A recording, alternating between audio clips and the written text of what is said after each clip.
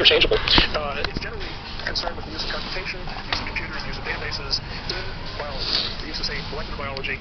Now it's even broader than that, but it didn't really begin in a sense, and actually began in say protein before that, then molecular biology. Our ability to obtain massive biological data, categorize it, organize it, cross-tabulate it, and so on, and the value that people believe can be extracted from that data leads to the need for techniques involving computer science, involving statistics, involving disciplines that were traditionally taught or traditionally aligned with biology, but now are. And so the whole area of computational biology and bioinformatics has emerged out of that synthesis. And what this class is attempting to do is to teach why we do bioinformatics is a little bit on the biology side, how to do some of the bioinformatics that's in the labs principally, and the ideas that are behind the methods. I'm an ideas person. I don't actually use a lot of these tools, and I understand the ideas much better than I know the particular flavor of the month website. In fact, you will see some of the course notes that were developed last year or the year before, where the web presentation has changed. We have pictures in our notes that show the web looking in some particular way, and that's different. And those things change very rapidly. But the ideas behind the bioinformatics tools actually go back, I could say, in some cases, 50 years. There are ideas that are absolutely critical today in bioinformatics tools that were developed 50 years ago, and except for minor perturbations or glitches that have been added on top of it, really are the same today as they were 50 years ago. The difference is 50 years ago, 40 years ago, 20 years ago, you were kind of an oddity if you studied those things. Nobody really cared. It's the emergence of genomics, the acquisition of massive data, principally sequence data so far, that has made those tools that existed for quite some time, it's made those tools valuable, and is the reason that we're all in this course now. There are courses like this. Okay, so the ability to augment and leverage traditional biological information with computation is sort of at the heart of bioinformatics, and bioinformatics involves the intersection of, I guess this is the time to draw one of these circle pictures. Here's biology, various branches of biology, and then we have computer science, and then we have mathematics, and statistics. And somewhere in the intersection of most of these, I might spill out a little bit, that's where bioinformatics is. And so this picture actually explains the prerequisites for this course. And the prerequisites are generally taken quite seriously. You have to have a certain amount of background in biology. Well, okay, there are some people who have come to me and asked me if that is really necessary. It will be more challenging if you don't. And there are, through our website, there's a section called references or reference materials. There are a couple of papers on there that help people who have a strong background, let's say mathematics or computer science, and so therefore we'll have some extra time, but don't have the right background in biology. Those readings will help you learn some basic biology. There's one called Molecular Biology for Computer Scientists, and another one, a primer on molecular genetics. So that's about 10 years old at this point. It's still useful to look at. In the primer for molecular genetics, anything that they say about specific technologies you can ignore, because those things have long since changed. You can learn they're all about RIFLEPS, which nobody says anymore. There's a nice word. Well, it lasted. But on the basic issues of molecular biology, that's a good primer to look at. We also have prerequisites, math and statistics, and actually probability, as opposed to statistics, is much more important in bioinformatics. And so I expect everybody to have had a basic course in probability and statistics, know about permutations and combinations, what a random variable is, what the mean of a random variable is, expected value. We probably won't talk too much about variance, but elementary things like that. The linearity of expectation is a tool that we use often. What do I mean by that? Well, I'm getting a little ahead of myself, but let me just say the expected value of the sum of two random variables is the expected value of the first one plus the expected value of the second. We'll see how that comes up. But if this is totally foreign to you, you've never even seen this, and you did take a course in probability, well, you actually did see it. You just have forgotten. Go back and review it. So review elementary probability, and because this will be quite important. Computer science. It's expected that everybody here has had some experience with programming. We're going to use the particular language Perl. And again, one of the things that's available at this website is a first set of notes. There'll be a second set as well. And in that first set, there's an explanation of why we use Perl in bioinformatics. In fact, why other people use Perl in bioinformatics as well. So in the end, you won't become expert Perl programmers. You won't become professional programmers coming out of this course. But hopefully you'll understand how to do some fairly simple things in Perl and have an appreciation for it and why we use it, so that you can then learn more as you need it. But if you've never had any programming whatsoever, you may find this to be a struggle, because we're not going to really talk about elementary issues in programming. We're just going to be talking about the specifics of Perl. Okay. Some people can just pick it up anyway. I mean, just like isn't any of these materials, smart people can get by even without having had those courses. But those are the expected prerequisites and the useful prerequisites for this class. Okay. So actually, I'm trying to use this thing more than I did last year. So if you can focus on that. Can anybody read this and see it? It goes. Last year I used an overhead, and then the camera took that, but it ended up being kind of fuzzy on the tape. If it goes through here, it'll be clearer on the tape. Although it's very difficult to focus here. But at any rate, this is just a nice quote I like. There's a program called Life Sciences Informatics Program, which is at UC. It used to be at Davis, but it's moved to Berkeley. And some of the basic literature that they put out has this quote. And first of all, the capability to acquire sequence sequence information has become so powerful, the volume of new data generated is growing exponentially. Well, we all know that. This was actually written several years ago when that was news.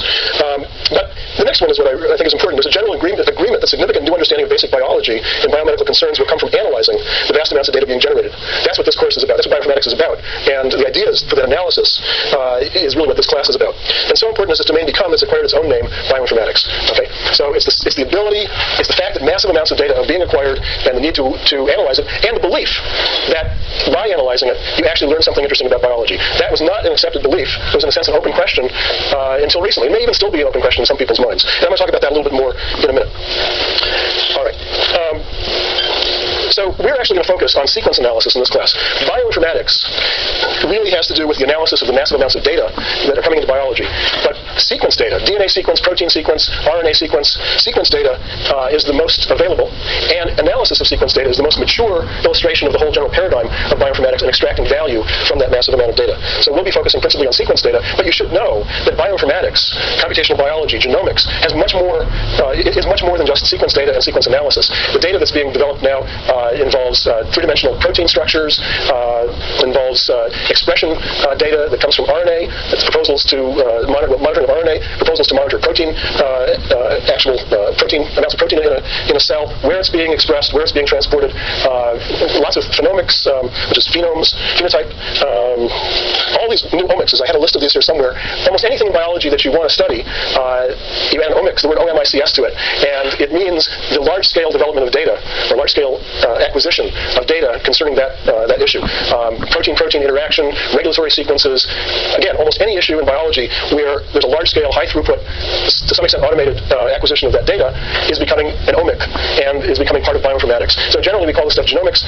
That comes from the word gene, but genomics is much more than just the study of acquisition of gene data or sequence data. But the sequence data endeavor is the most mature part of bioinformatics, and that's what we'll focus on. So this leads in really to what I want to say about my completely outside view of biology. I'm not a biologist, so what I'm going to say is intended to be completely foolish and maybe offensive. But this is my view of where biology is today and with respect to bioinformatics, so you can have this large picture. So biology has gone through several different modalities. Actually, I would say the beginning was sort of observation-driven.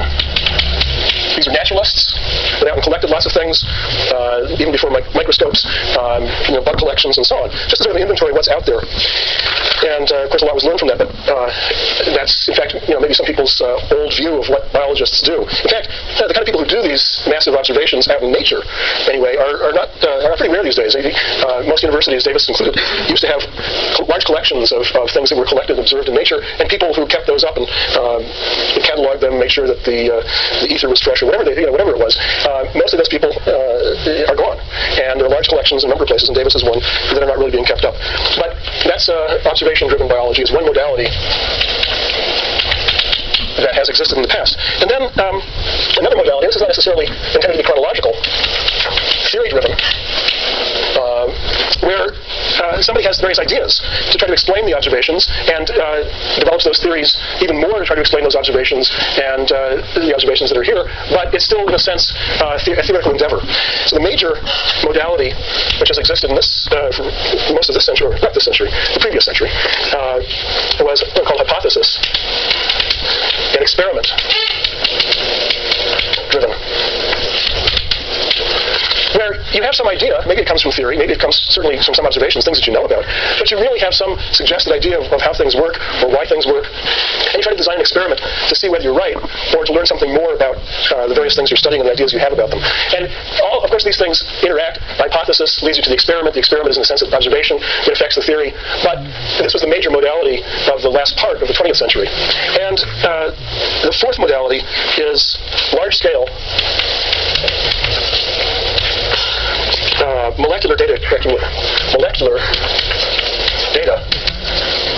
accumulation.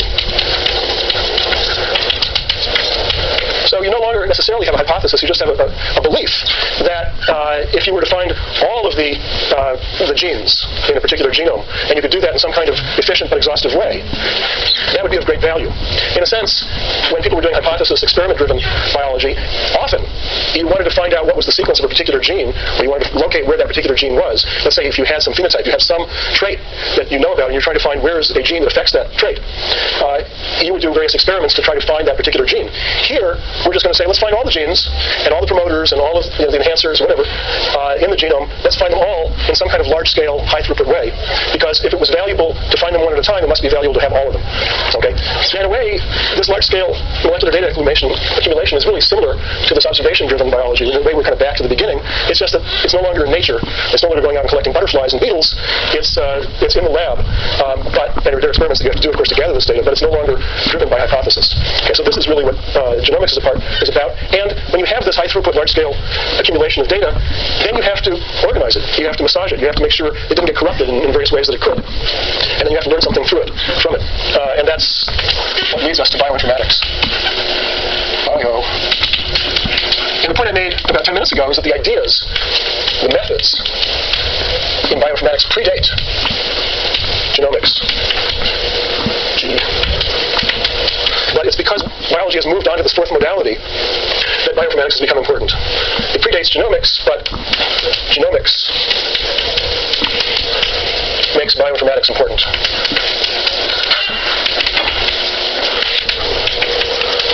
So there are a small group of people who were doing things related to bioinformatics well before genomics. It was a nice, quiet place. People left you alone. Nobody really cared that much about what you were doing.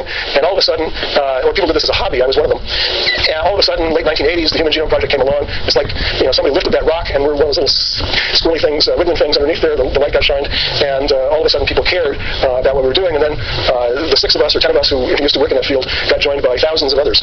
So the whole thing has totally changed. I want to give you some kind of historical perspective here on where I think we are and how bioinformatics fits into that general framework. So we're going to be focusing in this class on the methods, which means the ideas. We have 2 parts to this class. This class is titled Theory and Practice. Okay? The theory part is what we're going to do principally in lecture and through the course notes that I'll distribute to you. The practice part is principally what we do in lab because people ultimately want something that's of use. And you'll see in lab a representative illustration of, we only have 9 or 10 labs, but you'll see basically one example of several of the main kinds of things that people do through computation and bioinformatics. Each lab will focus on a slightly different topic and a slightly different software utility that's available out there. We'll do the Perl for 2 reasons. One is so that you can learn enough about Perl to be of some use to yourself and to others through programming.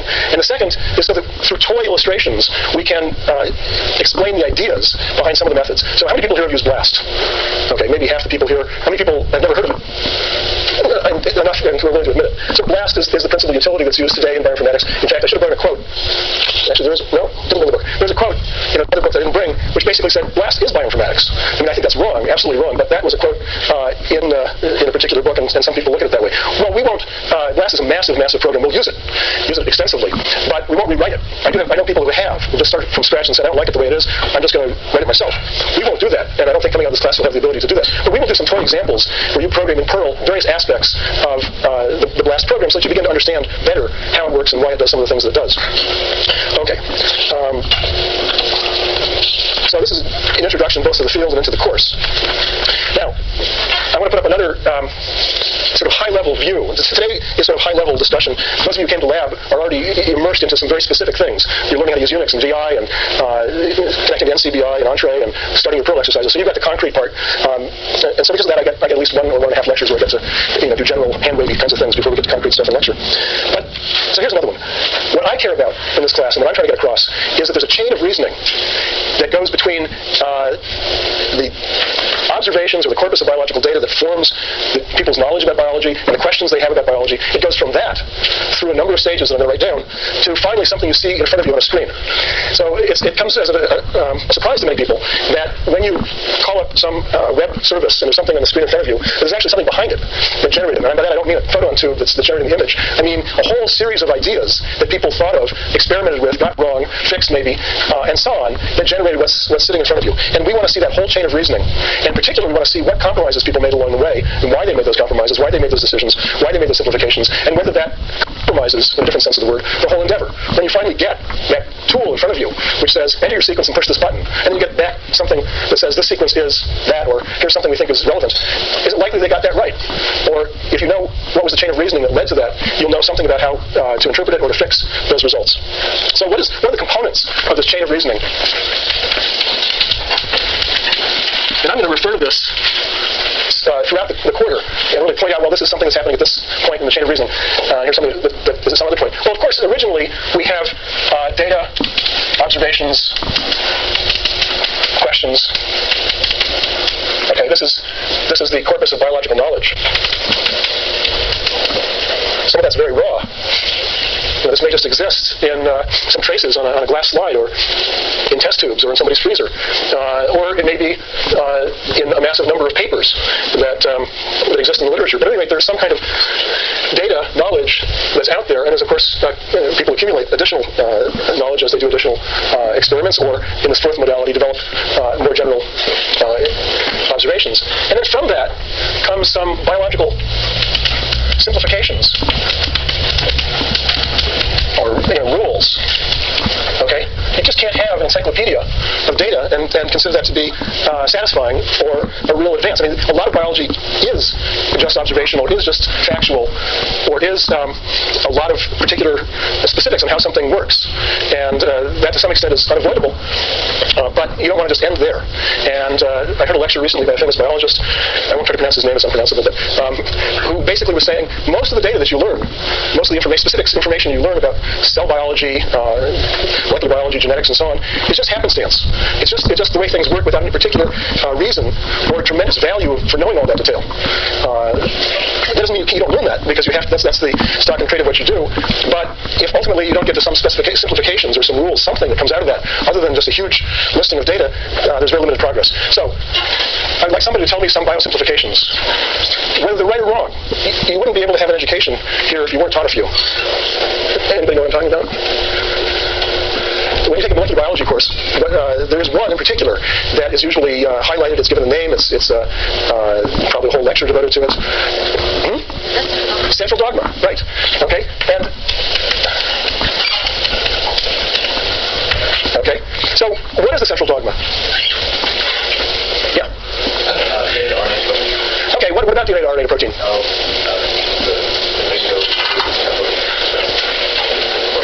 Okay. So information. I don't know what kind of information. Genetic information, molecular information, protein construction information. Anyway, information goes from DNA to RNA to protein. And there's a second part of it. What's the second part of the central dogma? The direction is unique. It doesn't go backwards. The information flows from DNA to RNA to protein. Now, this is the central dogma of the I don't know whether it's 1950s or 1960s. This is the original one you'll find in the old textbooks. But you can see that this comes out of data that was observed, information that was known. It came out of people's minds. Maybe it came because it was pretty. It came before there was really maybe enough information to say that that's right. And today, do we actually believe this? Any part of this no longer seem absolutely right? Yeah. Yeah, definitely. There's one direction that we know is not absolute. RNA back to DNA is not only known, but critical, common, and more functions are being understood over time for this particular direction. What about the other way? Protein to RNA or protein to DNA? I think that's still pretty stable. However, there is information flow from protein to protein, or at least believed to be. Nobel Prize was given for that. Anybody know what that's called? Prions. Okay. So, what's my point here? My point is that we have simplification rules. Without them, we just have a massive data, and you really can't operate that way. But the rules may be right, or they may be 99% right, or they may be right at the moment that you're looking at them for the relevance, for the purposes that you have, or they may be wrong in some minor way, or they may be wrong in some major way. And ultimately, when we have a tool, when we have a bioinformatics idea or a tool that's built on here, it may be affected by whether this is right or wrong. And I can tell you that most of the people who build tools in computer science, let's say, tools for bioinformatics, they never look in here. I've never set foot in a laboratory. Well, I set foot in a laboratory, literally, that's about it. I've never so much as mixed anything in test tubes since high school. So I don't get immersed in data, real data here. My knowledge of biology comes from this level of understanding. And I have at least learned that any rule that you learn has exceptions and may even be in a very important way wrong. Anybody have any other biosimplification rule you want to propose? So probably, if you put your mind to it, at least 30 or so that you could write down. Here's one. One gene, a protein.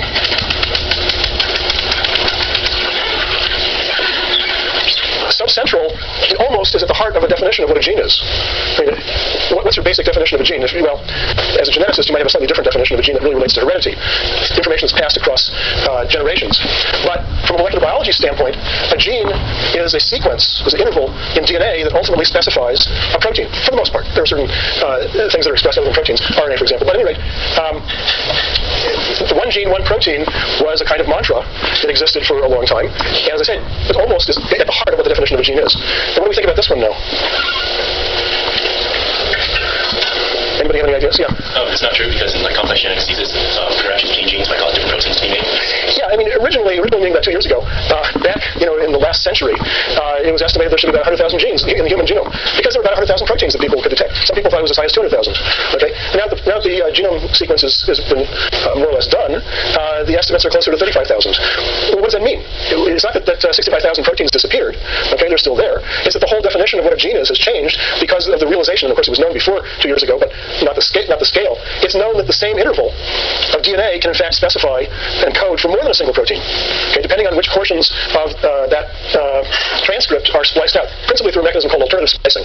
And if you read about 5 years ago, people thought, well, maybe 5% of the genes in the human genome are involved in alternative splicing. 10 years ago, it was something weird and wacky that somebody discovered once. But today, people think, well, maybe 50% of all what we call genes have alternative splicing. And in fact, it's very important. It happens all the time. Okay, so here's another one of those biosimplifications that you need and you use, but may not stand the test of time. I don't mean to be negative here and say that everything you learn is going to be wrong, but it's really important to understand that we have to use these simplifications. On the other hand, it may be wrong. Now, one of the papers that I put on the reference list is a wonderful paper by Joshua Lederberg, famous Nobel Prize-winning molecular biologist. It's called the anti-expert system, and in it he lists 10 of these dogmas or these rules that have subsequently turned out to be generally disbelieved. Okay, and he also ends with a prediction about one, which is that protein sequence. Okay, here's a general dogma, a general rule that is common today. The sequence of a protein should imply its structure, and its structure is how it folds in 3 dimensions, and its structure should imply its function. Okay, that's the general belief today, and it's modified by these things called chaperones. But actually, some people take the evidence of chaperones; those are molecules that help or seem to be involved in getting the protein to fold properly. Some people take that as evidence, as even greater evidence for the view that sequence implies structure. And the view is that the chaperone simply provides an environment where the sequence data can then get the protein to fold properly, and not a contradiction to that general view. Anyway, in Lederberg's, his end of this little article is that he predicts that dogma to be overturned at some point. Okay, so let me list one more that's really critical. All of these things actually have a role, very central in almost any kind of bioinformatics tools. I want to list one more of these that is very central in bioinformatics tools, so central that most people don't even think about it. Just take it as absolute, so obvious, how could it be anywhere else? And that is that functional domains in protein are the most conserved, are more conserved in evolution than are non-functional domains.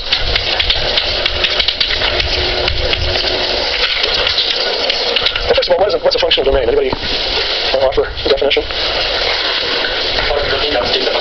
Yeah, it's part of the protein that actually does something important. I mean, this actually, the knowledge that there are such things as functional domains also, which implies that there are portions of the protein which are not that critical, portions that you can play around with and change without changing the function or the three-dimensional structure that much. That, by the way, is overturning of a dogma. I have a wonderful Scientific American article from the 1960s about protein evolution and protein structure, a very famous person at that time, I won't name, which basically said every amino acid was gold.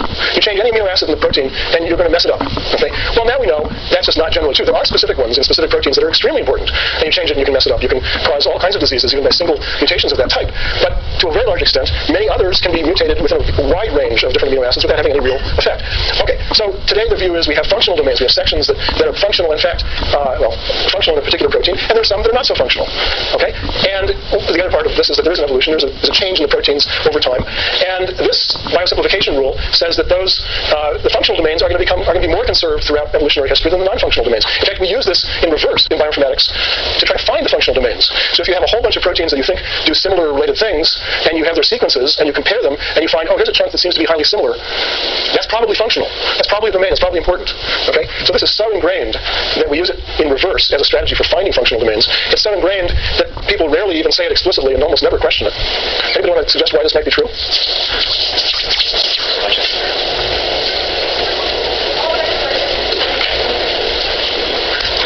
Why do people believe this?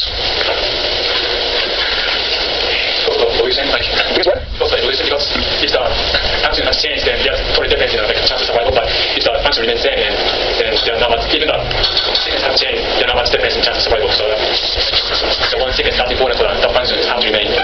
Okay, but the last sentence of what you say is those sequences that are important for function have to be conserved. You're kind of just restating it.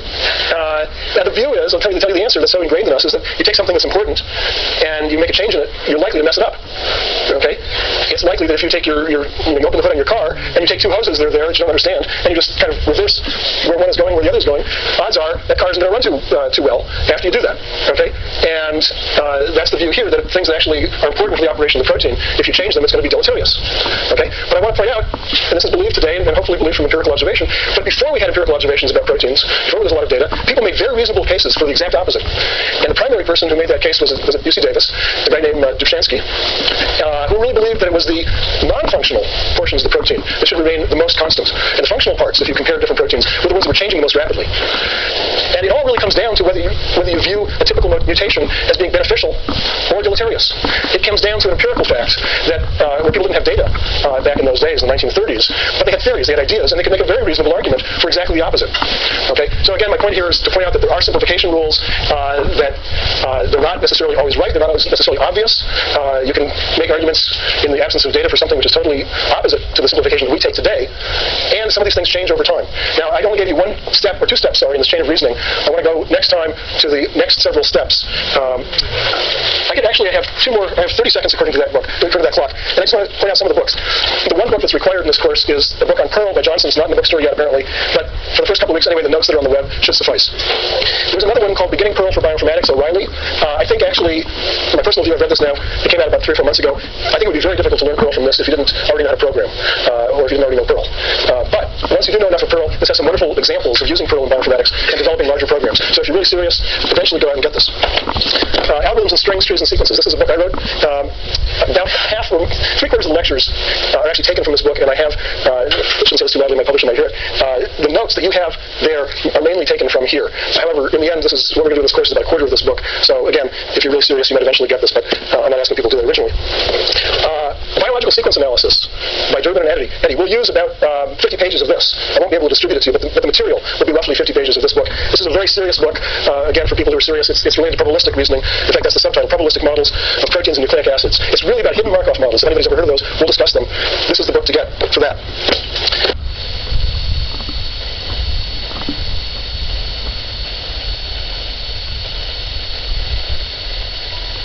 I want to finish what I started last time and then move on to the second lecture. Last time I was talking about the chain of reasoning that we want to emphasize.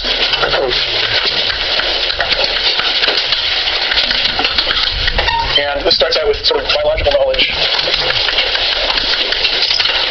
and then to biological models, or I think last time I called them simple rules.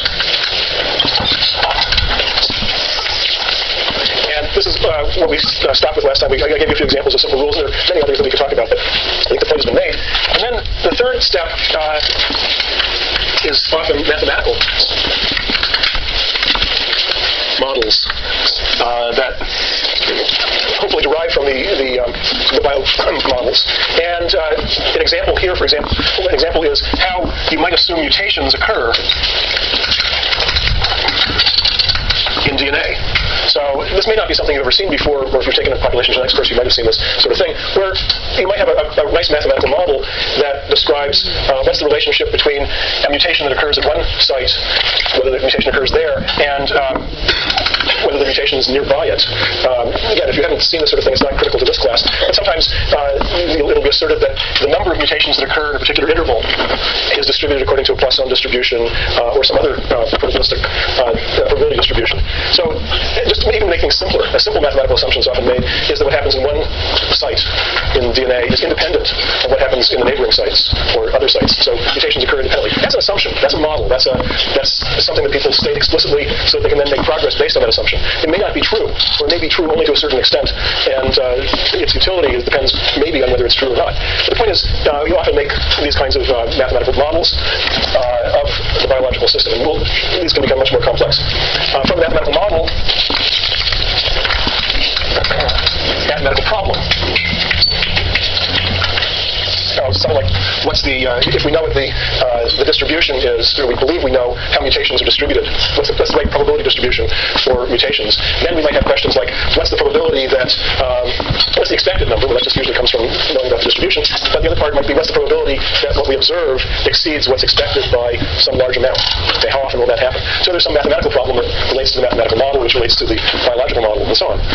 Now, not every step in the creation of a bioinformatics tool has all of these steps in it. Not every bioinformatics tool actually goes through this entire process. It might skip the mathematical modeling, or the mathematical problems that are related may be so simple they're not really even made explicit.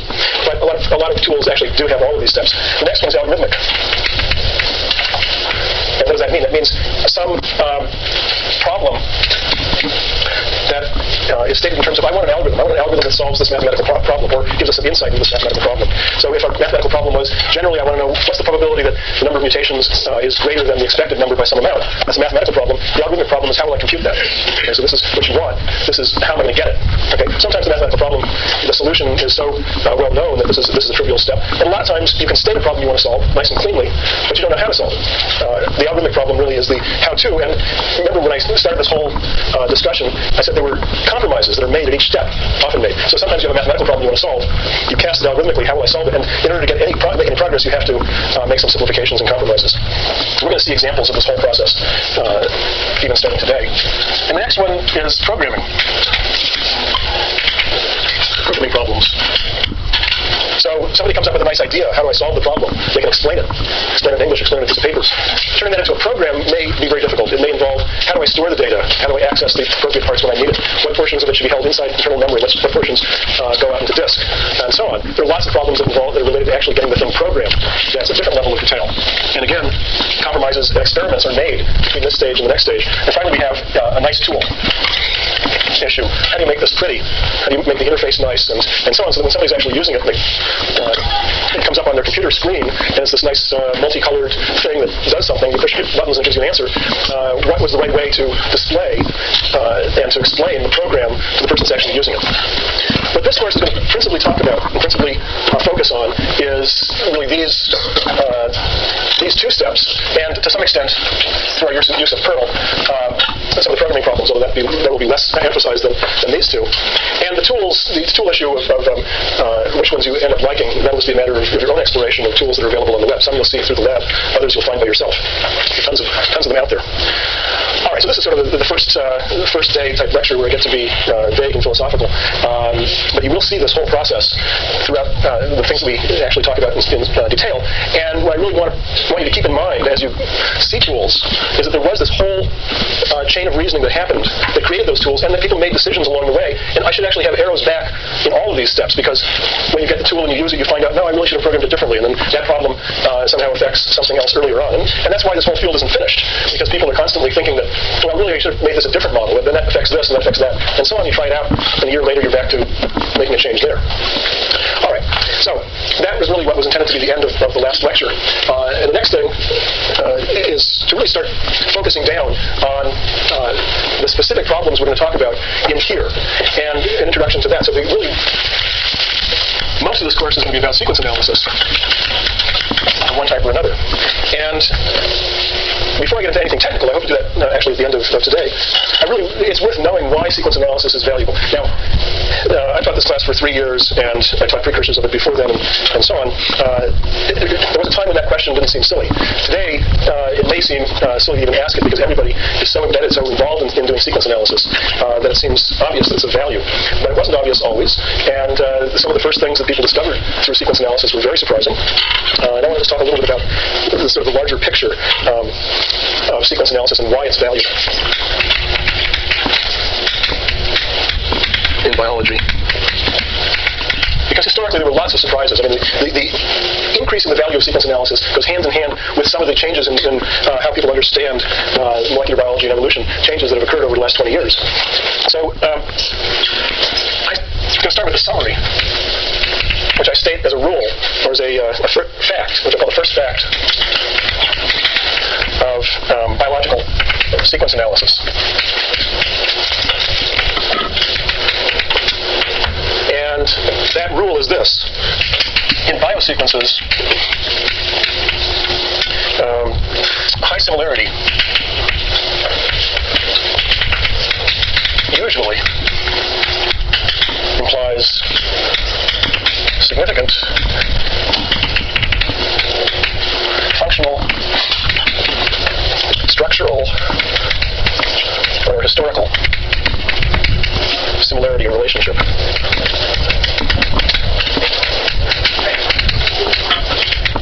So I'm writing this out explicitly because I think this is really important, although maybe today so obvious or so ingrained. This is like one of those rules. This is back here. Biomodels, simple rules. That is, in a sense, ingrained today in people's education, but wasn't obvious and wasn't even believed necessarily not too long ago. So when you see two molecular sequences, by biosequences here I mean DNA, RNA, protein. Actually, it could be even more than that. It could be pathways as a sequence, or things that aren't quite like sequences, whole graphs of interactions, regulatory graphs, and so on. But when you see that things are similar, high similarity between two sequences, it usually implies that those sequences either have the same function, or they have the same structure, or they have some historical relationship, or all three. In fact, when we talk about why it is that similarity implies significant function or structural, by sequence similarity implies functional or structural similarities, history is one of the main reasons for that. Okay, so this is what I call the first fact, or first simple model, biological model that we're going to always keep in mind. In fact, I think this is what pays the bills. I mean, the exploitation of this fact is what has made bioinformatics valuable and productive and allowed people to branch out and look into other things that weren't necessarily so productive. But this continues to be the basis for the productivity of bioinformatics, and is why people select sequences, catalog them, do continuous comparisons between them, look for similarities of various different types. And much of this course is going to be devoted to not only the definitions of similarities, but how you search for them. And it's because there's ultimately a payoff in what you understand about the function or the structure of those molecules. So I want to actually read some quotes that try to emphasize the value of similarity. Here's a quote, and by the way, all of this is in the notes that the lecture notes that are being posted onto our website. Okay, so lecture notes from the first lecture have already been posted there. The lecture notes from the second lecture will be posted there. This is a quote from Doolittle. The vast majority of extant proteins are the result of continuous series of genetic duplications and subsequent modifications. As a result, redundancy is a built-in characteristic of protein sequences, and we should not be surprised that so many new sequences resemble already known sequences. So what he's emphasizing here is that the history of protein evolution is through duplication and modification. So protein evolution, and it's more than proteins. Duplication with modification. So inside a single genome of an organism, you have duplication of a particular gene, which means duplication of the protein product that's related to that gene. So at some point in time, you had one gene and the protein that it coded for, and then through some mechanisms at the DNA level, which those of you who study molecular biology know something about, you might have another one, or even three. One copy is still producing the protein product for the original one, and the other copies are free to start mutating and becoming something slightly different. Okay, so these mutate from the first. So they get modified. There's duplication duplication and then modification. And over time, you end up with 2 or 3 different proteins in the same organism, ultimately, that are actually similar in sequence. There are several mutations in here of different types. And the mutations are such that they didn't alter sufficiently the structure, so that if you knew the structure of this protein, and you recognize that this one was highly similar in sequence, you could deduce that maybe the structure here was similar, at least certain features of the structure were similar.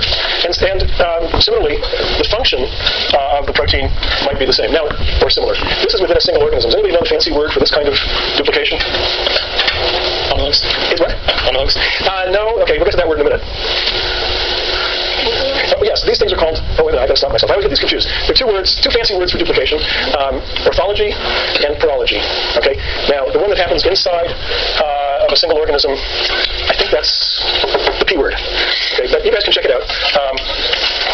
Parology, which means duplication of the gene or the protein, but inside of the same species. Okay?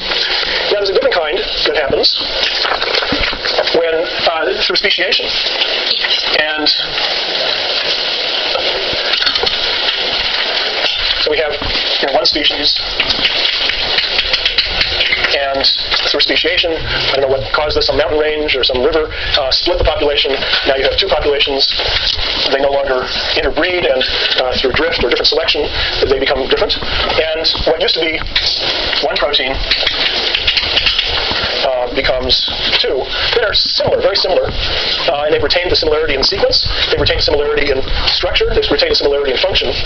And so if you, let's say, had studied this particular protein in this species, these might be, I don't know, yeast, and over here we have humans. It seems like a long evolutionary distance, but actually not at all far-fetched in terms of what advantages people are able to gain from sequence comparison. So you have a protein in yeast, and you have what you can identify as essentially the same protein in humans. Let's say because of sufficient sequence similarity, then the function and the structure of this protein is likely to be similar in important ways to the structure and function of this one. So this is a way of leveraging knowledge. If you've intensely studied the yeast proteins, and you can do all kinds of experiments, you can do knockout experiments and see what happens to the yeast, you can breed them, or let's say fruit flies. You can set up crosses and so on. You can learn all kinds of things about, you can just create mutations, feed them all kinds of awful stuff that create genetic mutations and see what happens, and then study where that mutation actually occurred. So you learn a lot in these model organisms that you can study experimentally that you couldn't study in humans for a variety of ethical and technological reasons.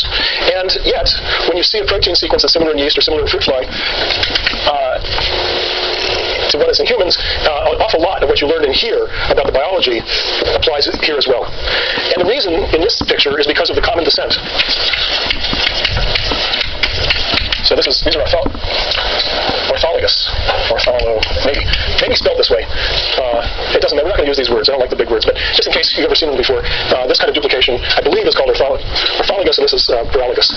Okay, so let me just, in fact, give you a quote. This is a quote from 1995. This is a Nobel Prize winner who was talking about earlier work, maybe 20 years earlier. He said, "We didn't know it at the time. We found that everything in life is so similar that the same genes that work in flies are the ones that work in humans." Okay, so I've actually seen another quote which talked about humans as just great big fruit flies without wings. I don't know how you feel about that. Or the other one is that mice are just furry little people, because mice and humans are very similar at these levels as well. All right, so the first rule of biosequence analysis is that sequence similarity implies functional or structural similarity. And the one basic reason for it is history. Either this kind of duplication with modification or this kind of duplication with modification. But either way, the moral is the same. And when you find 2 different sequences that are highly similar, it's a good bet that the things you learned about one apply to the other. All right. Another quote, studies on yeast are remarkable predictors of the human system. Another quote, again, these are quotes from about 5 years ago when all of this started to become crystallized, that how incredibly similar different organisms were. This is from a paper called Flies Invade Human Genetics. And again, how we were leveraging information about fruit flies to the study of humans. The quote is back then, and they were talking about the 1980s. When a gene was discovered in Drosophila that had a homologue in a human, it was like, wow. Now a researcher feels apologetic if there isn't a homology observed. Okay, so there's another word that we will use, homology or homologue or homologous. Now, a proper definition of the word homologous, 2 sequences are homologous, means that they share a common ancestry, that they were derived either in this process or in this process? Well, I mean, if you just sort of buy into the basic picture of evolution, everything ultimately has a common ancestor. So it's not quite enough to say that two sequences are homologous if they have a common ancestor or common ancestry. It's implied, really, that that common ancestry was recent enough to explain why the two sequences are so similar. So similarity and homology are two concepts that often get confused with each other. People oftentimes talk about what's the level of homology of two sequences. That is a complete misuse of the proper definition of that word in its proper sense.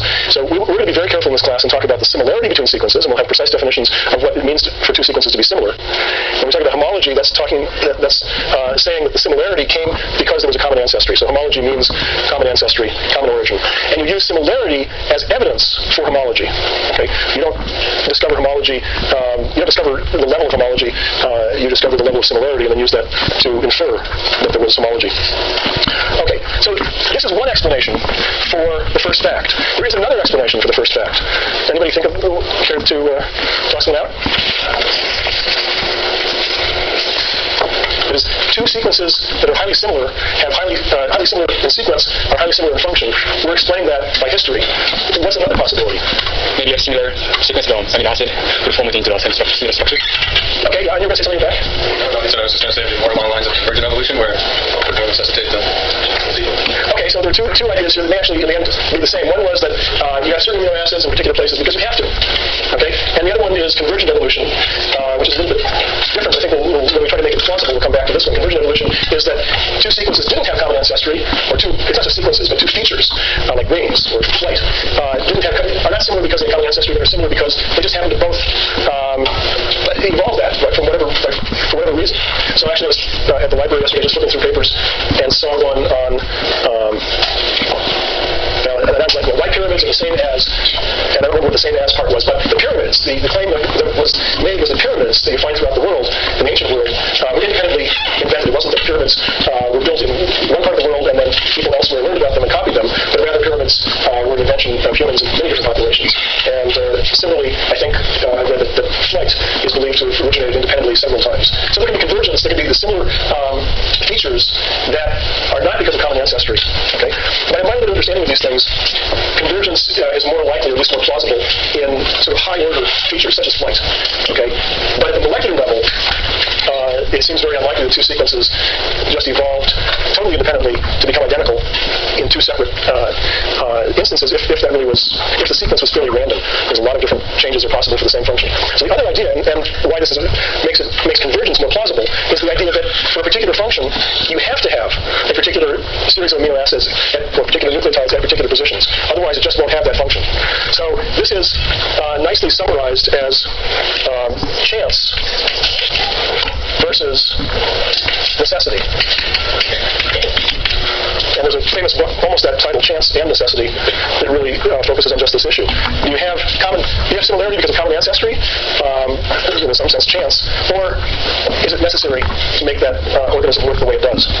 Generally speaking, today, I've erased this, but back here where we had biomodels and simplifications and rules, the general assumption is that similarity is due to common ancestry, is because of common ancestry. The kind of necessity that says you have to have this particular amino acid at this position or else it's just not going to work, no matter what else is going on, that doesn't explain a great portion of the similarity, even though it is clinically very important. I mentioned this last time, there are particular positions in particular molecules where when you make a change, it has very serious consequences. So if you imagine an evolutionary system that's where two molecules that are similar are sort of drifting apart, that mutation is not going to happen there. But otherwise, the constraint of nature is not generally believed that the nature is so constraining today that similarity is due to necessity, but more often now due to chance, meaning history. Okay. All right. So, given the first fact, we have the following quote. Today, the most powerful methods for inferring the biological function of a gene, or the protein it encodes, is by sequence similarity searching on protein or DNA sequence databases. And so once you've learned a lot of different sequences and what you know about them, you should catalog them, which is what people have done. They've built databases which list all of the DNA and protein sequences they know about and what they know about them. You've all probably had some exposure to these databases, and that's why you're probably interested in this area. With the development of rapid methods for sequence comparison, both with heuristic algorithms and powerful parallel computers, discoveries based solely on sequence homology have become routine. In a sense, this is an example of the misuse of the word homology. He should have said sequence similarity have become routine. But you see the point. Similar quote, determining function for a sequence is a matter of tremendous complexity, requiring biological experiments of the highest order of creativity. only DNA sequence, it is possible to execute a computer-based algorithm comparing the sequence to a database of previously characterized genes. In about 50% of the cases, such a mechanical comparison will indicate a sufficient degree of similarity to suggest a putative enzymatic or structural function that might be possessed by the unknown gene. So I'm just saying this is valuable in today's biology. Again, these codes come from the mid-1990s when people were really starting to buy into that view. And you've probably all grown up with that and wonder why I'm belaboring something that's so obvious. I could have gone back to the 1980s and 1970s to find quotes from people who not only didn't believe such things would be possible, or even earlier, didn't believe that molecular biology, the kind of things that people do in molecular biology today, were going to work at all. Mixing and matching of genes. Most of the view was you take a gene out of one organism and stick it in another organism, you're just going to kill the thing. Or you take gene splicing to create some different gene that was already there is, again, mostly just going to kill the organism. So the kind of cutting and pasting that molecular biologists started doing 20 and 30 years ago was, in some sense, considered laughable to, I hope I don't offend anybody, but mostly the sort of more entrenched biochemists who just didn't believe that kind of stuff made any sense whatsoever. But it did in molecular biology, and it comes back to the same thing here, a tremendous level of similarity that exists in different organisms, in different sequences, and what you can get from that. Now, I want to make a point before I move on to something that's technical. Once we get into technical stuff, we'll probably never come back to this level of philosophy, but we will refer to this. The first fact of biosequence analysis is what I consider pays all the bills. I mentioned that before. But you have to be careful not to confuse this with the converse statement. Okay? This says when you have high similarity, high sequence similarity usually implies significant functional, structure, or historical similarity, or historical relationship. Okay? So this is, if you just want to think of this as a logical statement, high similarity implies, so this is statement A, significant functional, structural, historical similarity. That's B. So we have a statement here, A implies B. Okay? What's the converse statement? B implies A, right? Okay. But what does it mean in terms of the actual meaning here is that functional, structural, or historical similarity implies sequence similarity. Okay? That's the converse of this fact. That's not true. Or at least it's not a rule that people have bought into. There's tons of empirical evidence that that's just not true. This arrow goes one direction. Okay? It would be lovely if it was true. It would mean that all you ever had to do was study sequence similarity, because anytime two sequences were different, were highly different, then they would have significant differences. Okay? Unfortunately, that's not true. I mean, it would just trivialize the study of biology. As powerful as the first fact is, biology is still not trivial. If the arrow went the other way, it would make things very, very simple. So let me give you a quote here. Fred Cohen says, similar sequences yield similar structures. That's our first fact. But quite distinct sequences can produce remarkably similar structures. Okay? So that's the converse statement. Unfortunately, it's not true. Well, unfortunately for the study of biology, it's not true. Fortunately for bioinformatics, it's not true. Because it means that you have to develop lots of other tools and other methods for studying the converse direction, the opposite direction, when you know that various molecules are structurally similar, when you know that they're functionally similar, historically similar, but they don't look alike. They're not obviously similar in sequence. Then you have to try to figure out what portions of them are similar, in what way are they similar. Okay? So we have two parts of bioinformatics. We have the easy part that pays all the bills, which is this direction.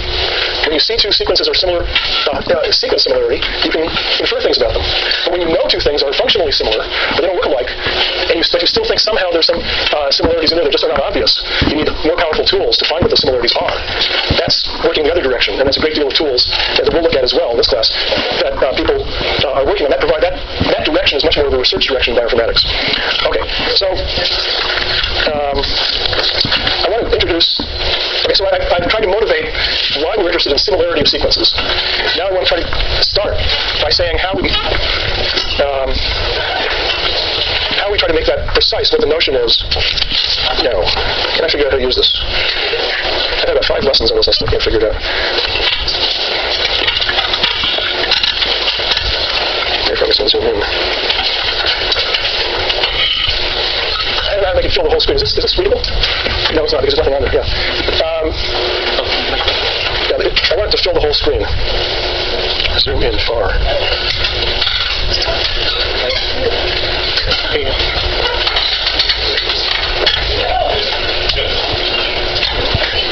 All right, that may be the best I can do. Is that readable? I'll put that up on the board as well. So when we say that two sequences are similar, ultimately we have to have a very clear definition of what we mean by similarity. That's like a mathematical model. Remember back in this whole chain of reasoning, we had a mathematical model. And then we have an algorithmic question or algorithmic problem. If we have a clean mathematical definition of what it means for two sequences to be similar, can we compute that level of similarity efficiently when we're given two sequences? How do we do it? What's the algorithm that we use to compute that similarity? So, what we mean is the following. two sequences. Now this is similarity. This is a definition of similarity. So I have a sequence S1 and a sequence S2. Now they may initially be of different lengths. One may be of length n, and one is length m. So two different lengths. But what you're permitted to do is you insert spaces into, or at the ends, of each sequence, each of S1 and S2. So you insert spaces. So maybe I'll insert a space here, which will move things over a little bit. Insert a space here, moves this over even more. These themselves are spaces. This is a space. After you've inserted the spaces, the lengths of the two sequences should be the same. Okay? So you insert spaces so that the resulting lengths of S1, I call it bar because it's changed now. You put spaces in there. It's not exactly the same sequence it was before. If you consider a space, let's say, to be a character, the new sequence is different. But the lengths of S1 bar and S2 bar are the same. Because they're the same, now you can correspond the first character in one to the first character in the other, second character in one to the second character in the other. So there's a one-to-one correspondence between the characters in one sequence and the other. Some of those characters, let's say, may be spaces. Now, hopefully you can see, can you read this in the overhead? Yeah, okay. So here I have two sequences. The top one is AA. Let me see if I just focus in on this one. Okay. The top sequence originally was AACTACT. Now there's a space represented by a little dash. And there's another space, there are two spaces at the end. But the second sequence below it has two spaces, CT, CC, and so on. Okay? Although they didn't, the way it's actually displayed isn't very pretty, the two sequences are of the same length. And so there is a one-to-one correspondence. There's a first character, second character, and so on. And when we correspond a character to its opposite character, I put a dash there if that's a space, if I have a character opposite a space. And I have a straight line if the two characters are the same, and that's called a match.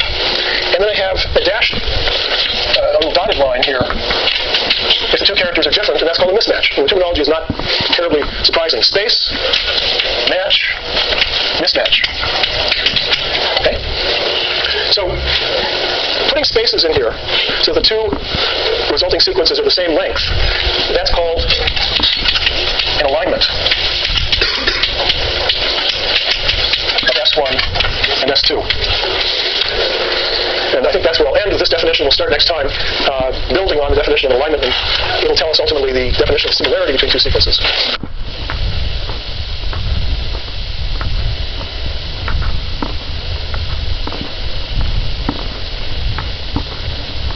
Last time I started talking technically about how we compare sequences, how we define two sequences to be similar.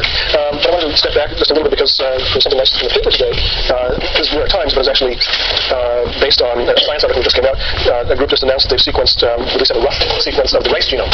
And there were some nice quotes in this article in New York Times that really exactly illustrate the kind of things that I was talking about in the last lecture. So let me just read some of these to you. Plant geneticists have discovered that the genomes of many major cereal crops are similar to that of rice and have their genes arranged in much the same order. Actually, I'll show you a picture of that in a minute. Although the rice genome is more compact and was easier to decode. Rice is the Rosetta Stone of the cereals. Once researchers have found an important gene in rice, they can look for its counterpart in other crop plants and insert the rice gene itself, since the genes of all these crops are thought to be largely interchangeable. So that interchangeability, the similarity of function, was something we talked about last time, and it's sort of taken today as one of the simplifying statements about molecular biology, but really was not known 25 years ago, and is one of the surprises. The decoding of the rice genome is expected to unlock the treasure trove of genetic information in world seed banks, because with markers for any gene of interest, readers can now quickly search for a better version of any rice gene or for the counterpart gene in other crops. So again, it's that same idea. And let me show you what this looks like, this crop circle, if we can have the camera on here, please. This is from a science article in 1997. Actually, I think this article is in our the list of references, but unfortunately, when you access it that way, they omitted this circle. So what this circle illustrates is, in the inside here, I think it's rice is the smallest of all these genomes, and there's an ordering of important genes that are illustrated there, and each of the concentric circles around it is some other grain. They have foxtail millet, sugarcane, sorghum, maize, etc., up to oats.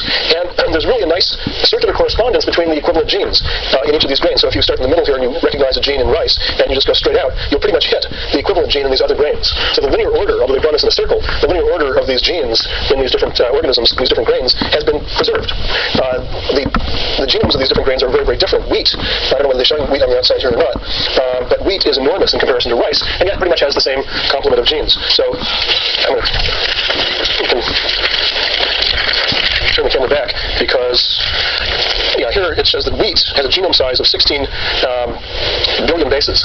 If I'm right about that, yes. So that's much bigger than humans, about more than 5 times bigger than humans just in terms of the overall size of the genome, the number of nucleotides. Whereas rice is 430 million bases. So if humans are about 3 billion, you can do the arithmetic.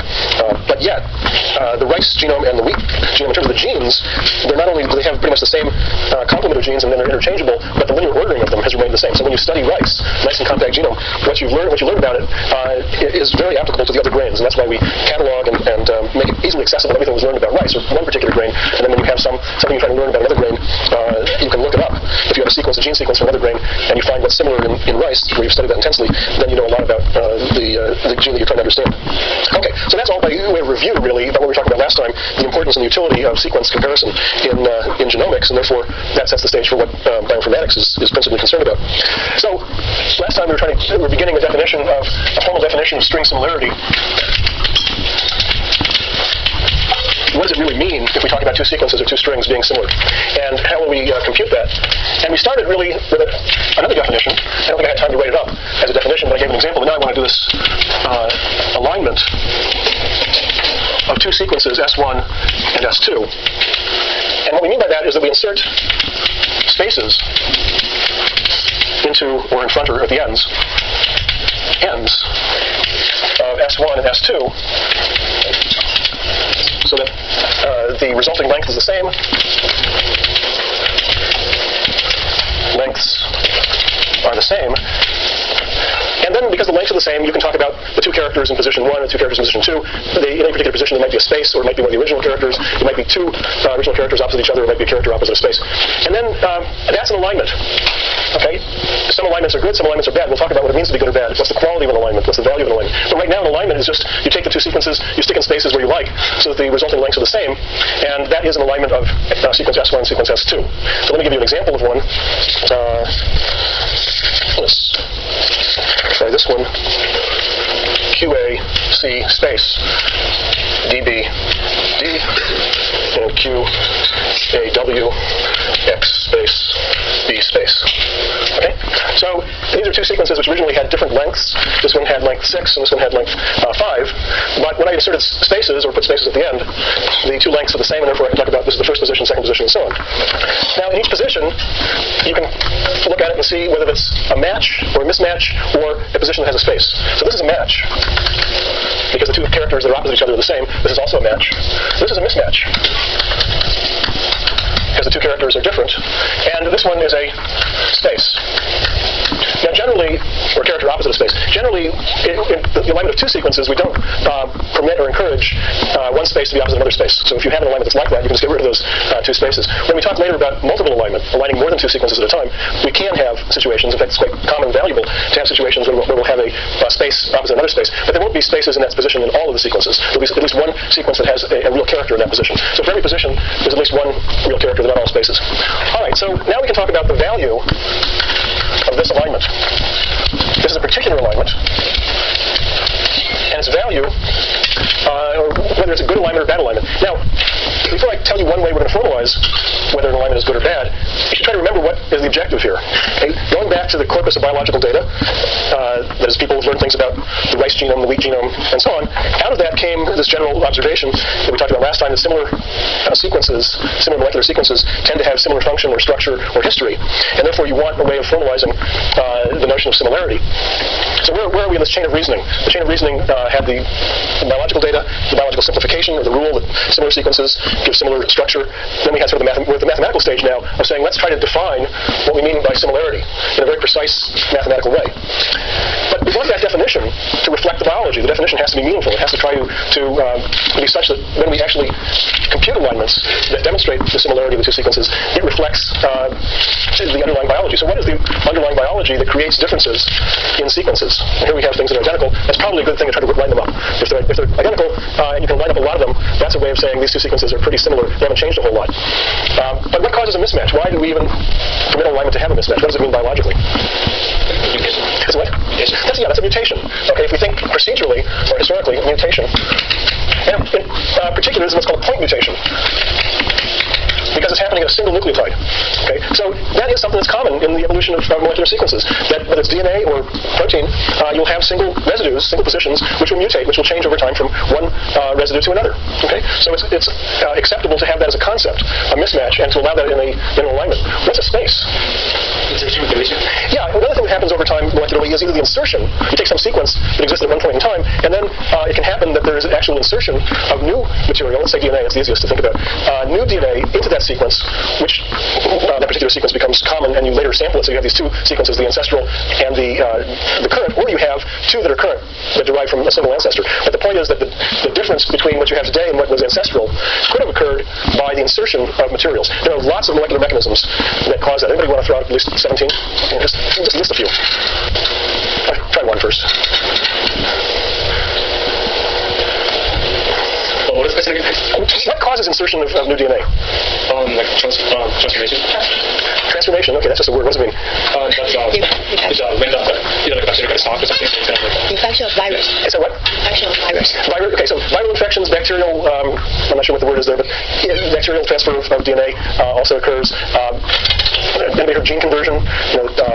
Slippage in replication and so on, where additional the replication isn't exact, but there's an additional insertion of material from one copy into another, and so on. You really could easily, and certainly there are articles that do this, list 17 or 20 different molecular mechanisms that are known to cause insertion of new DNA. And if you talk at the protein level, the story would be a little bit different. Of course, it's all happening at the DNA level, but where you end up seeing two proteins, one is ancestral and the other is more current, and one has a region in it that the other doesn't. There are various explanations for that as well. What about the opposite way? What's another way that spaces get generated? Historically, deletion, right? So you have some sequence, and again, it's hard to see the ancestral sequence, although not always impossible. We're talking about viruses. They mutate rapidly enough that you can actually see historically a virus and then some of its derivatives. But it's easiest to think about this historically. So you have a sequence, imagine you have a ancestral sequence, and then there's some deletion of some intervals of that. Well, that also occurs. Some of those are the opposite. For example, the gene conversion, where some material is moved from one to the other, then the one that had it is perhaps missing it. There's some other mechanisms that excise DNA. And in fact, there's a big question, really, of which is more common, insertion or deletion. If you were to look at if you did have the ancestral sequence and you have the current sequence, and they're different, is it because the modern sequence has actually had additional sequence inserted, or did they lose? Okay. So there are a lot of questions like that. For example, there's a basic question of whether introns were early or late. In other words, we have in eukaryotes, I'm sure everybody knows this, in a gene, you have regions, or if you don't know this, it's important that you do. In a eukaryotic gene, typically, you'll have alternating intervals, what we call exons, interrupted by introns, actually interrupted as part of the origin of this word intron. And actually, the introns are generally much bigger than the exons. I'm just drawing this out of scale. And you may have 7 or 8 of them in a typical gene. And then what happens in transcription, all this gets transcribed, but later the introns get removed, the exons get concatenated, and that becomes the transcript that's used to produce the protein that this gene codes for. So there's a question, a historical question of, and so eukaryotes have this, prokaryotes do not have the introns typically. So there's a question of, what's the history of this change? Was it that introns became inserted, or the genome of eukaryotes came to have introns that prokaryotes don't? Or was it that prokaryotes had them and they lost them somehow? And of course, that's unresolvable in a way. People argue about it one way or the other. But my point is just to say that there is insertion and there's deletion, and in the transformation of molecular sequences, many mechanisms for that, and plenty of controversy about some of them. So when we talk about two sequences being similar, it's the matches that tend to suggest similarity. Mismatches argue against similarity, but the ability to put in spaces here, allows you to fiddle with these sequences so that you can get matches and avoid mismatches. And the reason that's permitted, the reason that makes sense, any definition of similarity here, is because in nature there really is insertion and deletion. We'll want ultimately to have our definitions model the biological processes properly, so that, for example, if yes, there is insertion and deletion, but we shouldn't allow just enormous amounts of it, just so we can get some matches and avoid some mismatches. Or maybe it's biologically right to allow as many as we want, and then in order to get many matches. But ultimately, the definition of similarity has to model the basic biological reality that you're trying to model, that you're trying to capture in your model. So the simplest model right now is the value of this alignment is just going to be the number of matches minus number of mismatches minus the number of spaces. And we're going to embellish this. This is called an objective function, or a value function. We're going to embellish this to try to better match the biology throughout the quarter. But right now, we'll just start with this very simple value or measure of the goodness of this alignment. So in this example, we have 1 match, 2, 3 matches. We have 2 mismatches. And we have 3 spaces. So it's -2. So the value of this particular alignment is -2. Okay? Now, did I do that right? Okay. 1, 2, 3 matches. 1. Oh, only 1 mismatch. Thank you.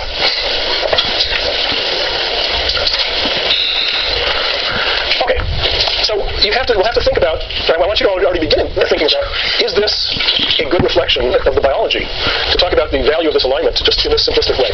Number of matches minus number of mismatches minus number of spaces. At least I think the signs go the right way. That this is a positive thing. If you have lots of matches, if you can fiddle, if you can insert and move around the spaces so that you get lots of matches, that somehow emphasizes that these things are similar, just in the colloquial sense. Mismatches certainly work the opposite way. And it's these spaces really which are the kind of thing that may not be intuitive to you yet, because with lots of spaces in there, you can make a lot of matches and avoid a lot of mismatches. So is this really the right way of handling spaces, just to subtract off them? Have you captured properly the biology? It's probably an empirical question, and probably differs a great deal by the particular application. Whether the way you line things up here, according to this value, properly reflected the way you think 2 sequences really relate to each other. Because working backwards, when I have an alignment here, you'd say, oh, this was a mutation, this was either an insertion or a deletion. I don't know what it is. And that, by the way, explains the typical term for a space that you'll see in the biology literature, the bioinformatics literature. An indel is just another word will mean for space. And this means either insertion or deletion. I don't know which it was. When you look at it in an alignment, it's a space. But historically, it was either an insertion or deletion. All right. So that's the value at the moment we're going to take for a particular alignment. With that, we can define what it means. What we mean by string similarity, or the first definition of string similarity, the simplest one, which is this. It's the maximum possible value, string similarity of sequences S1 and S2. The maximum possible value of any alignment of S1 and S2. So this was one particular alignment of these 2 sequences. There are many others. In fact, we'll count a little bit later. We'll look at how many different alignments there are. But this was just one particular one, and it had a particular value, -1. But if we say that a large value here tends to suggest that these are similar, and a small value tends to suggest that they're not very similar, then this definition makes intuitive sense. But if we want to define precisely what the similarity is of 2 sequences, it's obtained from the alignment that gives us the largest possible value. Okay? And so this is what I would say is the mathematical model of similarity. This, again, emphasizing where we are in this chain of reasoning. Just an abstract definition, really. And again, you have to ask yourself whether this mathematical model properly captures the biology that you're interested in. If you have several sequences, and you look at each pair of them under this definition, assuming we know how to compute this, but we'll get to that in a moment, and you look at the numbers that come out, will it be such that when you look at those sequences, you say, yes, these 2 that have the large number I think really are highly similar, so this was a good definition, and the 2 that have a low number really are not very biologically related or evolutionarily related. You want this definition to have that property. And this is just very, very common what people will do if you have hundreds of sequences and you have a program that can compute this. You'll compute this for each pair, and then you'll say the ones with the large number are pretty evolutionarily related, or related by in some important biological way, and the ones with a small number are not. And then you group together the ones that all have a large number together and say that's some kind of common family, and that exercise is called clustering.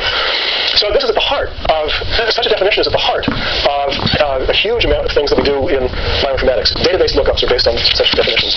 The numerical data that's used in building phylogenetic trees is based on such definitions. The clustering I just mentioned is based on such definitions. So this kind of simplistic model, although we will embellish it, we'll make it more relevant, is at the heart probably of the majority of what's done in sequence-oriented bioinformatics. And finding a similar kind of, analogous kind of definition for things like 3-dimensional structure or regulatory networks and so on is what people try to do. So they try to follow this paradigm for things other than sequences. So we have to understand this, and we have to also come to see whether we believe it made sense. All right, so this is the mathematical model of similarity. The next stage in that chain of reasoning, the algorithmic problem. How do we compute efficiently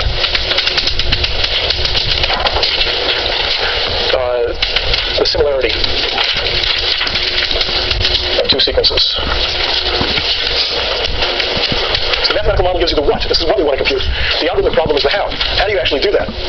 So what I like to do whenever I'm faced initially with a how question or an algorithmic question is, first of all, think fairly naively, brute force. How would you just do it if there were no constraints of efficiency? All you try to do is come up with some simple method. The way I like to think about that is somebody comes in that door with, in one hand, $1 million, and the other hand, a gun, and they say, you have 5 minutes to think of a method to solve this and get programmed. If you do it, you get the $1 million. If you don't do it, I shoot you. So you don't have time to be clever. Cleverness takes time to think things through. You just have to do something that your fingers can move really quickly and write the program. They didn't say you actually had to get the program had to finish in 5 minutes. It's just you had to finish writing the program for that problem. So what is the most straightforward way of trying to compute the similarity of two sequences? We have a definition of similarity. The definition of similarity is the maximum possible value. We have a definition of value. Okay?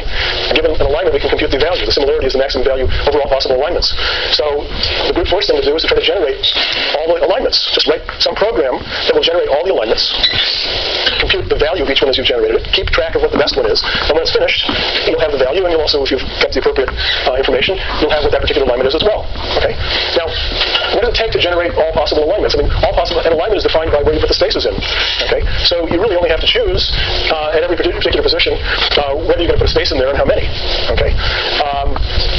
You're certainly not going to put in, we said you're not going to have two spaces opposite each other, so the total number of spaces you put in is only going to be, at most, as many characters as there are in the other sequence. Okay? So I'm just outlining how you would start writing a program to do this. You would probably have several nested loops. One which would have a loop talking about how many total spaces you're going to put in there, another loop that's going to talk about where you put these spaces in, another loop that will then go through the two sequences as they're aligned and compute the value and so on. Probably, those of you who've taken the prerequisite courses for this one and actually have some programming experience, you could probably write a 3-loop program that would do this when any sequence comes in. And it may actually be worthwhile later, probably not now, but when you know enough Perl to try to write that program, give yourself 5 minutes to write it, and after 3 or 4 hours, it'll be done. I sometimes do that. I mean, just a second. I'm going to take 5 minutes on this program max, and then again, about 4 hours, it's sort of done. All right, but that's one approach. I'm not showing you in detail because it's not the approach we're going to emphasize. Because, we'll see in a minute, there are a lot of different alignments. There are so many different alignments that approach will not work. People like to think naively that computers are very fast. They like to think computers are big or computers are smart. But those 3 assumptions, if you're in computer science, we start from just the opposite. And all of the problems in computer science are based on the fact that computers are really teeny. They don't remember very much at all. They're very slow, and they're very stupid. They only do very simple mechanical things. And almost all of computer science is based on trying to get around those 3 basic realities, even though a lot of people think just the opposite. And of course, compared to some of the things, computers are big, fast, and smart. But compared to what we want them to do, it's appropriate to think exactly the opposite. And in this problem in particular, straight brute force enumeration of all the alignments would be absolutely out of the question. I don't know how many ages of the universe it would take for 2 sequences. Well, we'll figure this out in a minute. For 2 sequences of lengths that we're interested in, thousands or hundreds of thousands, people are now aligning billions, aligning whole genomes. But doing it straightforward like that is out of the question. So, in fact, let me digress here and start talking about how many alignments there are, just for a couple of reasons. One, to drive home this point, that straight enumeration is not going to work. I want to make that point really clear because we're going to spend a lot of time on another method that's much more efficient. And then you ought to ask, why are we doing that? Why are we going to spend so much time on something else when there's clearly a very simple way of doing it? And the answer is the simple way just doesn't work in practice. And the other way of doing things, which is an example of what's called dynamic programming, is a method that permeates bioinformatics. So we want to see how it works on this particular example, and then we'll see how it differs in different examples. But the reason for going to something clever that's going to take us a couple of lectures or more to fully develop is because the straightforward approach is not practical. So I want to show you that. The other reason for counting, in particular here, actually there's several reasons, is it's going to remind you a little bit about permutations and combinations, which is something that you'll need throughout the quarter. And the third reason is that I have a couple of Perl programs that I'll put on the web that do the counting. And that will be a way in which you'll start seeing some Perl program in action. So, how many alignments are there of 2 sequences? Let's make them both the same length to begin with. That'll simplify things. And later, if it might be appropriate for me to ask you as a homework type question to modify this formula for 2 sequences that are not the same length. But 2 sequences of length, let's just abstractly call it n each. Okay? Anybody have an answer? No, that's okay. That's to be expected. All right. Well, the way we're going to do this analysis, here's our question. We're actually going to focus on how many spaces are inserted. So we're going to abstractly say, let's say the number of spaces inserted is r. Just have a particular symbol for it. We'll figure out how many alignments there are when there are spaces, and then we'll just sum over the possible values of r, and that will be our formula. Okay. So here's a subproblem. If we insert r spaces exactly into each sequence, how many alignments are there? Okay. Oh, by the way, Sasha's in the lab today after class, so those of you who want help today in the lab, this would be a good time to go over there.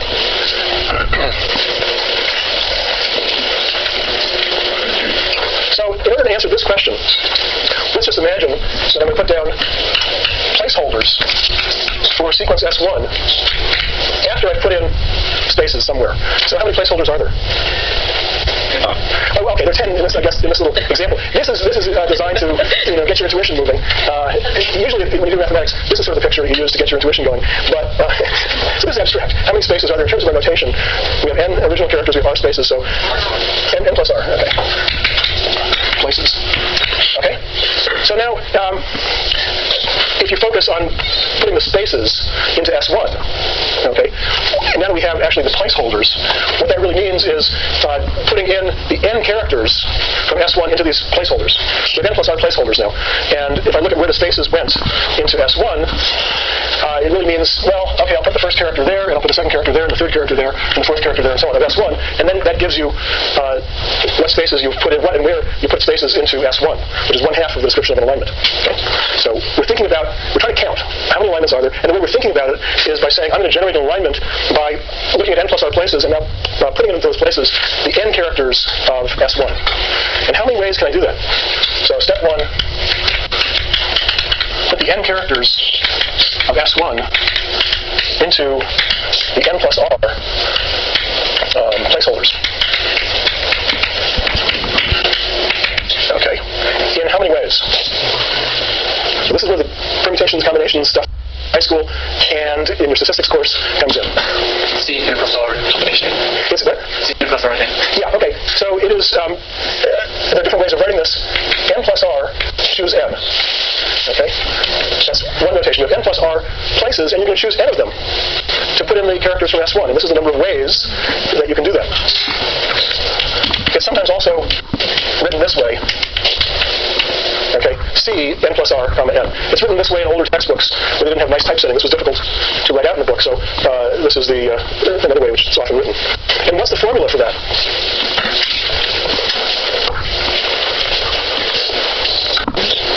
What is this? N plus r, choose n. I know there's some students who are in statistics. I mean, grad students in statistics, it's kind of second nature to you, and some math students too. It's awesome. Anyway, n plus r explanation mark over n plus r minus n plus n. You were getting there, but you would have simplified it. You were going to make it n plus r minus n factorial, but that's the same as r factorial. So, and what's factorial, by the way? So k factorial is 1 times 2 times 3 all the way up to k. It's the product of those. Okay? So this is a big number. N plus r factorial is a big number. Of course, you're dividing by the product of things that look pretty big too. But this is a very rapidly growing function. In fact, if you just to see how bad this might be, just make r about half n. Or about n, sorry. So then you have 2n, choose n. And if we had time, this should be something like n to the n. Okay, it's not quite right, but this is very rapidly growing. Okay, probably even faster than that. But it's maybe n over 2. But anyway, very rapidly growing function. Okay. Now, of course, we're dividing. Sorry, that's what this is. All right, so that's one part of this analysis. We're putting in characters from S1. Now, in step 2, we're going to put in the characters from S2 in here in order to get an alignment. So, how many different ways are there to do that? Is what? Okay, the first thought is it's the same thing. Okay, but it isn't really. Right, because we're not permitted to put a space opposite a space. Okay, so you might think, oh yes, S2, we're just going to put its characters in there somewhere, and then the total number therefore will be the product of these two things, or this thing squared. But we said we're not going to permit a space opposite a space. Okay, so now how do we think about this? So you want to, step 2, in this many ways, okay. So step 2, put in characters of S2, but avoid a resulting space opposite a space. Okay, you want to put these in such a way that you don't have one space opposite another one. So if this is where I put in characters, I have to be sure not to put any spaces here. This has to be a real character. Okay, so if anybody see the logic of how you think about that? Well, you sort of think the opposite. You stand on your head. In S1, when we were thinking about S1, we were thinking about where we're going to put the characters of S1 into here. We could equivalently thought about where we're going to put the spaces. Okay? And now, when we're down here, we want to make sure that we don't put spaces opposite a space. So, one way to think about this is where will I put the spaces that are in S2? They all have to, if they're not going to be opposite a space, they have to be opposite a real character. Okay? So, if I take the n spaces in here, the n positions in here that were used for real characters, and I now choose where I'm going to put spaces, where I'm going to put the R spaces down here, then that will tell me where the spaces for this one are, and then the opposite, the ones that were not chosen as spaces are chosen for characters, and then I'll put those in. So let me remind you, this is n plus r, choose n ways.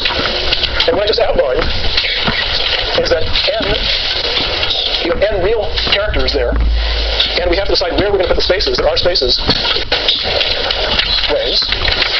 Okay, now, so hopefully you get that logic, because it's a kind of a cute idea, a cute thought, that in order to avoid putting a space opposite a space, if I already know where the characters of S1 are, I just have to think about where I'm going to put the spaces from S2, and only choose places where there's a real character already from S1. And I can do it in that many ways.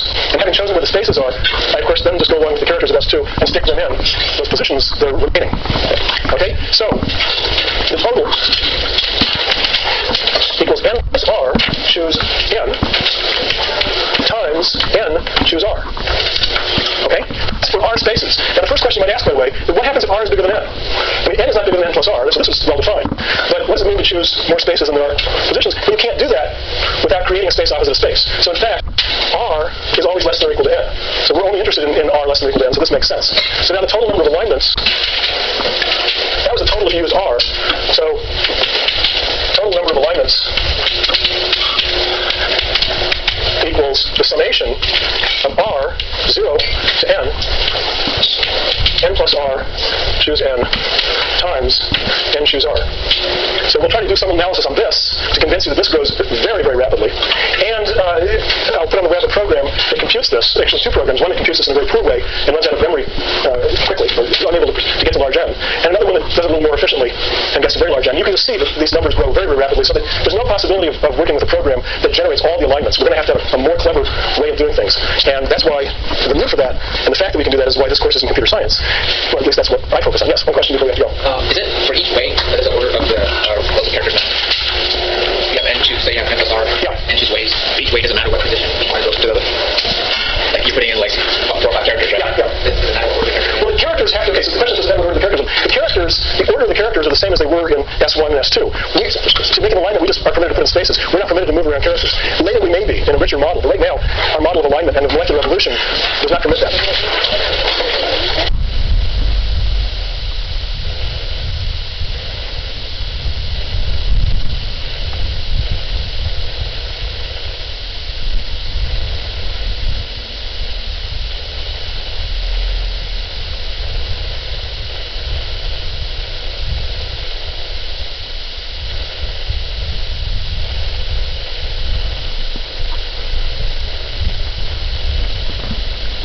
And so last time, we gave a precise definition of what an alignment is between two sequences. We gave a precise definition, although a fairly simple one, of what we mean by two sequences being similar. And I remind you that it ended up as an optimization question